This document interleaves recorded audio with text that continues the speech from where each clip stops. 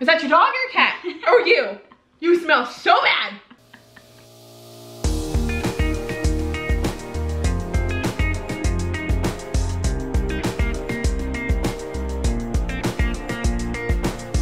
Welcome back to Mommin' It Up. It's been a minute. We're about to have a soda sesh. This is water. She can't drink soda. Get that baby crazy if she drinks that soda.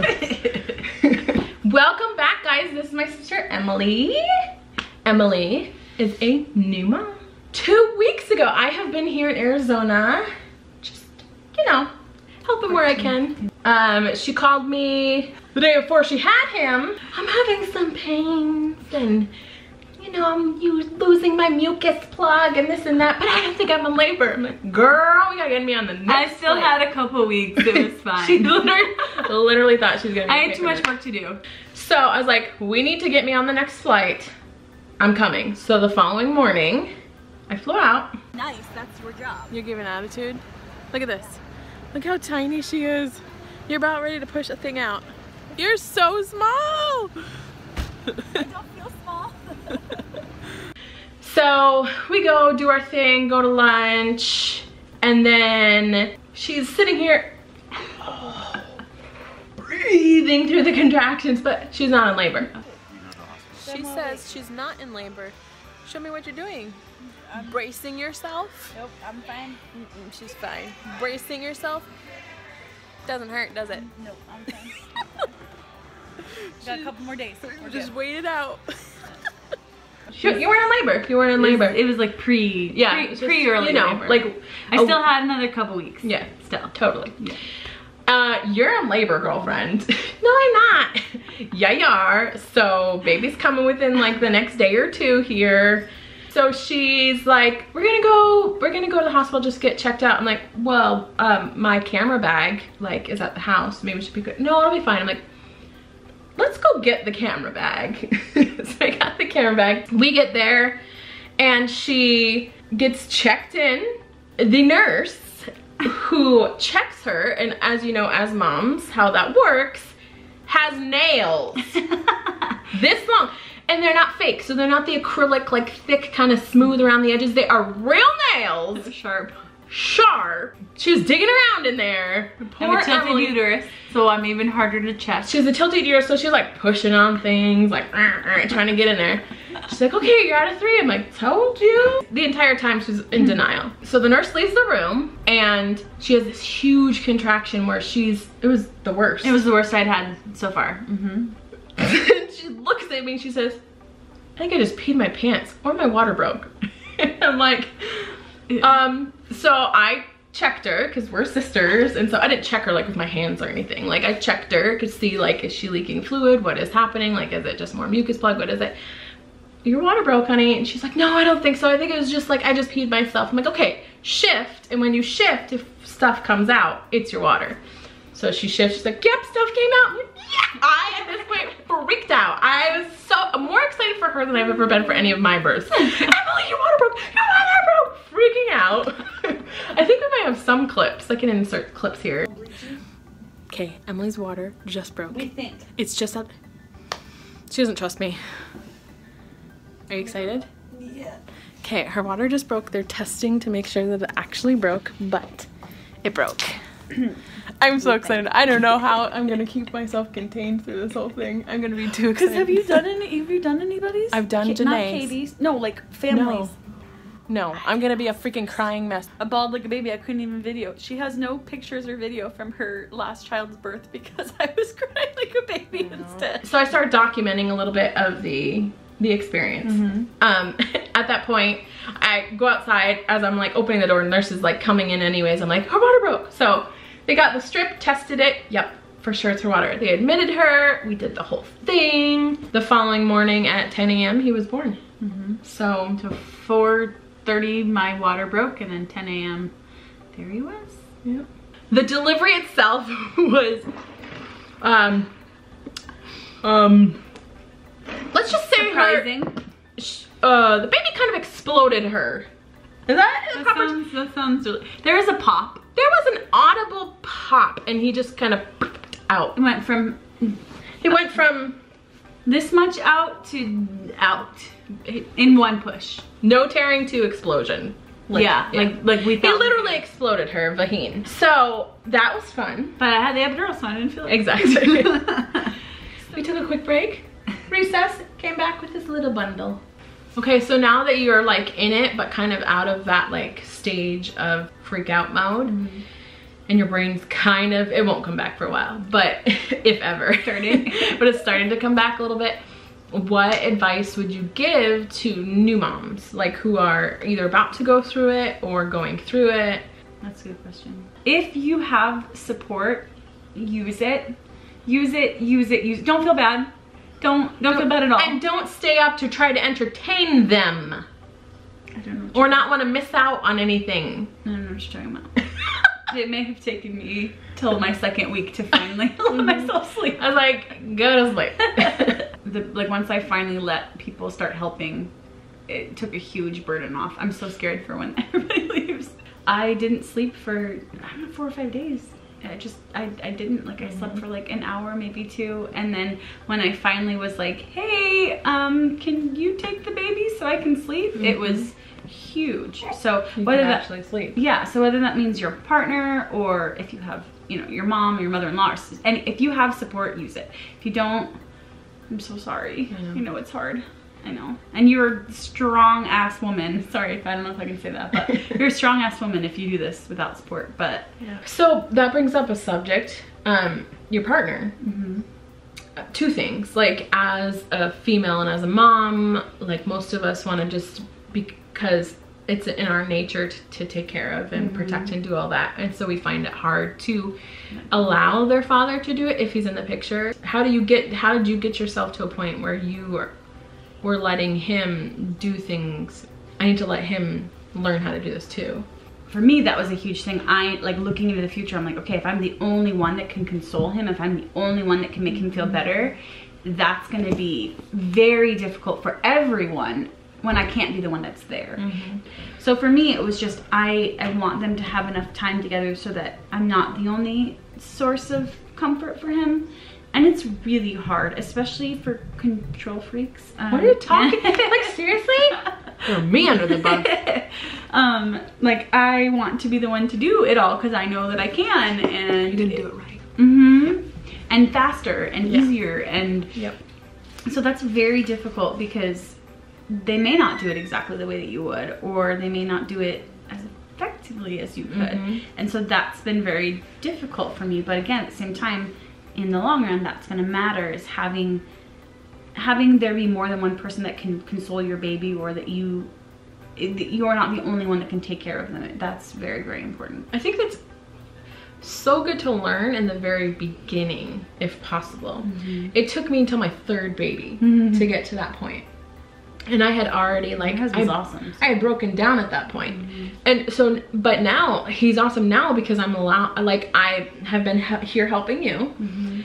And I wasn't sure how to take this when they said this. I wasn't sure to be like so excited that this is the way that our family is, or be like so hurt. Like, but my daughter said to me, yeah, it's like, it's the same as when you're here, you're just not here. And I'm just like, excuse me.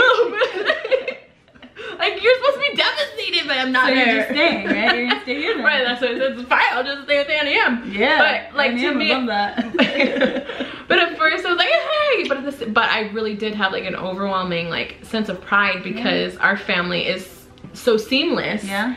And like I travel, and so like when I do travel, he's able to take over because he's such a part of like their lives at home, and their relationship with their dad is so beautiful because of it. It's just so beautiful, and it's beautiful to see he has such pride. He has such pride in who he is as a dad, and like being able to take care of them and know what they need. And of course mommy will always be mommy, and it's different, but it is beautiful to watch. And so it took me 3 kids in to get to that point, and I had broken down, and because I am so strong and so independent, not strength, I don't want to say strength because I hate when people say that, because if it's your choice to do on your own, I don't think that makes you stronger than anybody, but like we use that term. In general, I'm an independent person, I'm a take charge person, I'm a do it all on my own person. And so it was very hard for me to get to a point where I was like, I can't do this. Because at that point we had 5 kids. It was my 3rd baby, but we had 5 kids. And so I was just like, I cannot do this on my own. And I broke down and I said, I need your help. And that is not something I do. I do not ask for help. But it was good, and it was good for our marriage, and it was good for our kids. So if you can do that with the first one and have them be as much a part of their life as possible, I encourage it, because it will be beneficial for everyone around. Everyone. Anything else you want to say to new moms, advice you want to give? So this was a big one. So my biggest thing was I want to nurse. I want to do what I can. Like, I was like, I'm getting an epidural. I probably won't be able to eat as healthy as I can during pregnancy. Like, I want to nurse. And so I think there's a lot to be said about that, honestly. Number one is do your best. Do not freak out about it if you can't. Like, I remember doing so much research beforehand, and I literally had to stop research because I was like, if I do any more research, I'm going to stress myself out about it, and it's not going to work. Every baby's different. I was very blessed to have a go-getter of a child. I don't know the right wording. He actually struggled with his latch quite a bit for the first couple days, and it never stopped him. So he tried regardless, like no matter what, he didn't give up. And so, and you didn't give up though. But because, yeah, so like, because, even though it's not, okay, it is not, this is a whole different video. Breastfeeding, I feel like it's a whole different video. It is a learned skill, and it is not comfortable. No. In the beginning. And it is natural, but it doesn't really feel natural. I did not feel natural until literally like 2 weeks in, before I was like now I'm starting to feel it's not natural the first time with the first baby. As I'm trying to like teach her how to do it, I literally like just, not the baby, like use the stuffed animal to like, like this is what you do. Yeah. And I was like, and to me, I'm just like, it is so natural at this point. How do I teach something that I just naturally do? And so I had to like think through it to be like, okay, and this is what you do, and this, and so use the lactation consultants and every million resource times. that you can. Literally use, in the hospital, I had them come over 4 times because and even if it was just, hey, can you come check my latch, double check. I had her checking my latch. First, check his latch, will you? Sure. Because the most important thing about nursing is getting the right latch. Get it right. And if it, so I don't know if this is even like a scientific thing, it's just what I did. So for the first 2 weeks, it hurts a lot when they latch. And so I noticed that this is what, I know what you're about to say. I noticed this is what you're doing. I'm like, that is such a good idea. You can do anything for 10 seconds, right? Okay. Yep. So he would latch and I would count to 10. And if it stopped by 10, I knew his latch was good, and it was just the initial like, oop, that hurts. If after 10 seconds, I was like, 1, 2, 3, 4. I literally like counted to 10. And after 10, if it still hurts, well, latch is probably wrong, because it shouldn't still hurt after a while. You just break it and and so again. So I did that, and then it went from 10 seconds to 5 seconds to now like it doesn't hurt at all. It just calluses over. Not like the bottom of your feet kind of callus. No, it's just like, a little bit desensitized. So I would say get the right latch, number one, huge number one. Use the resources, whether that means, they give you so many phone numbers and all this crap. Use it, like seriously, use it, or look up online. Just look into the resources. Number 3, I would say lanolin cream. Lanolin. Use it every single time. Every time the baby is done, put it on. It is painful at first, and I don't know why they say that it's not, because it is. It is. Even with the right latch, it hurts. Every single baby, it hurts. Your nipples are not used to being sucked on. They are soft. So if you're having that every hour to 2 hours of like, they don't suck. Have you ever felt a newborn suck? Like, it is like vacuum times 20. It feels like they're biting you. Yeah, it's terrible. So having that on your nipple, which is such a sensitive part of your body, so it does not feel good. It does hurt, but again, it goes away. And if it still hurts after 10 seconds, the latch is probably wrong. Look into how to do the latch, and don't be scared. I was so scared to break his latch a million times, and so I just pull him off. So much worse. Don't do that. Don't do that. So much worse. So much worse. If you want to be successful, it's most likely, if it's your first baby, it's not going to be an easy thing. It's going to take a little bit of work, but you can do it. Yeah. I'm a pansy and I did it, so it's possible. So tell me, like, what's been the hardest or like scariest part so far of being a mom? I think like realizing the responsibility, like I'm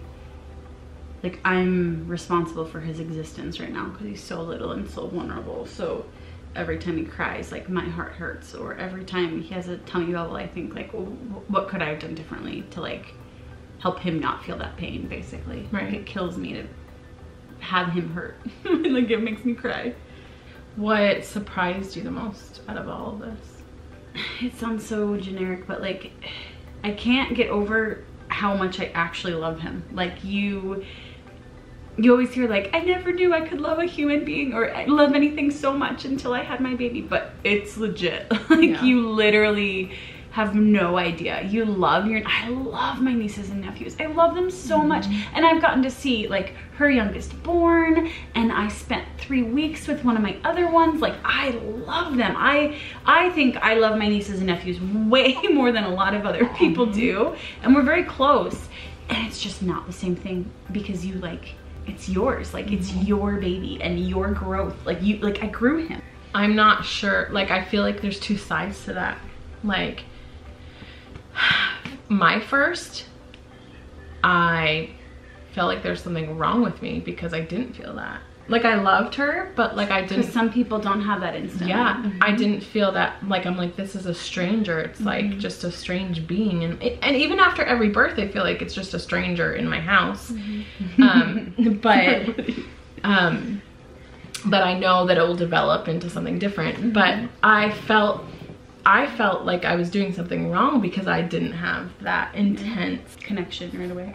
Well, yeah, like there was a connection. Obviously, I would do anything for her, but like I didn't have an intense feeling like you're talking about where I gushed. I was more freaked out, and maybe it was because I was a younger mom. I felt like there was something wrong with me because I didn't have that, because everybody talks about that, and I was just like more consumed with anxiety than anything else. And so that was not the case for my first. So I think it's important to know that it doesn't always, it's both ways. Like, but it gets there. You eventually get to the point where you're just like, you want to eat their, and that's the thing, is like I'm the same way. Like, I like just am overly like, I love babies. Like, I love babies. I, from a very young age, have wanted to be a mom, focused on being a mom. Like, I have this I call it a parenting Bible that I made when I was like 15 years old, and I wrote down like all these tips on how to like be a good mom and like how to teach them this and that, and like I still have it. And so like my focus from a very young age was never career oriented, it was like family oriented. I was very knowledgeable coming into it, and I feel like I had a ton of love to give. So when I was like, where like, why am I not feeling all those feelings that I feel like I should be? So it was different for me. But if you feel it, you feel it, and if not, you will. So don't. If it goes by a long time where that's not the case, it might be some postpartum or things like that. So let's talk a little bit about the anxiety. The anxiety. Yeah, I think that like there's a normal amount of anxiety that comes. Yeah, in the hospital they talk about, so that you're aware of like the postpartum anxiety, because there can be like an intense amount where like you're not sleeping at all for like weeks on end, and you're like having crazy awful thoughts and things like that. And that's a part of it for sure. But then even like some people don't have that, but I feel like every new mom has at least right after some anxiety. So like he had a tiny incident in the hospital that caused me to, I think, make even more anxiety, because he like didn't breathe for a few seconds, and anyway. He turned purple, guys. Yeah, we don't know why. He turned purple, and even me, like, so I saw it, recognized it, and it was like it was an instant, like a simultaneous thing where we both were like, I was like, Beth, and I'm like, call the nurse in. It was very scary. And his levels were fine. They checked him that entire night. They kept him on a pulse oximeter, and he was fine. But that fear did not go away. I think that made it. So every time he ate, I was, because that's when it happened, was while he was eating. Every time he ate, I was scared that he wasn't breathing. And every time he made noise while he was sleeping, I thought something was wrong. Every time he didn't make noise when he was sleeping, I thought something was wrong. So for the first like, 4 or 5 nights, I didn't sleep like almost at all. Every little sound, I'd wake up and stare at him. And so I was definitely scared of what could happen, but also like, oh my gosh, is this how I'm gonna be forever? Yeah, because that anxiety forever. Yeah, like how am I gonna get past this? And the more days that went by that he was okay, I think helped. And then having someone to tell you that they're okay and it's all right and it's normal, I think was a huge thing too, because I think if I had stayed in my own head, that would have been very difficult. Yep. Anxiety is definitely a thing, and it's everything. Is he all right? His belly button looks a little bit drier today. Is it healing normally? Why are his hands purple? Yeah, why are his feet purple? His hands are Are cold. his nails okay? Yeah. Just because you don't know, and so like the more that time goes on, the more you get acquainted with him and what is normal, and then you're okay. But until you really know, do you feel like as a seasoned mom that goes away, or do you feel I think to some degree you kind of know what's normal, what's not normal, but at the same time it's still a new life. You still have anxiety.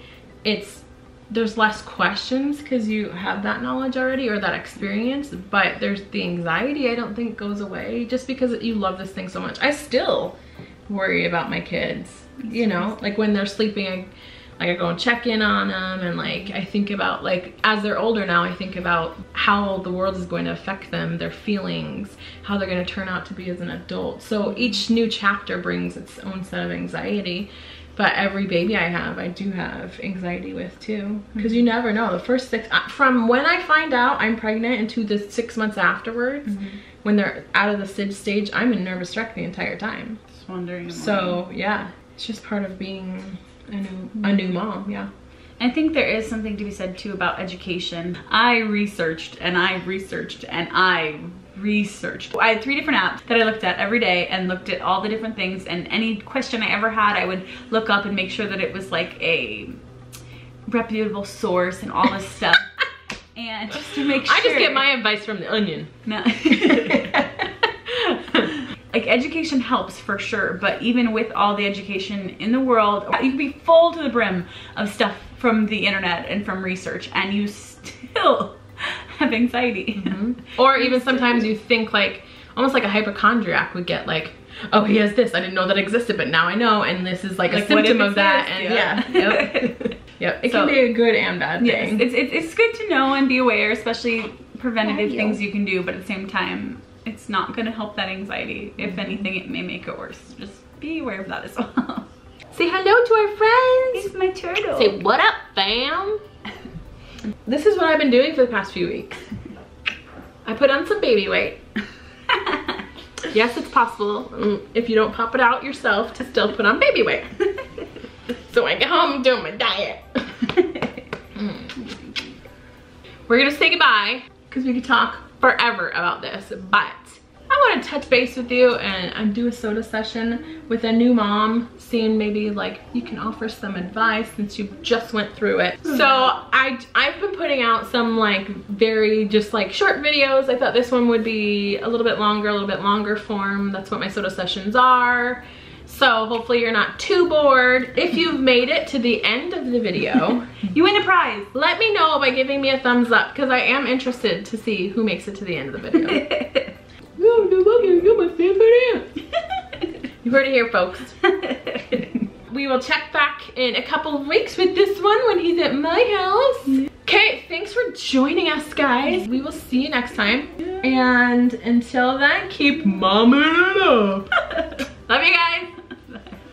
Don't miss any videos. Hit that subscribe button and be one of the first ones notified by hitting that bell button.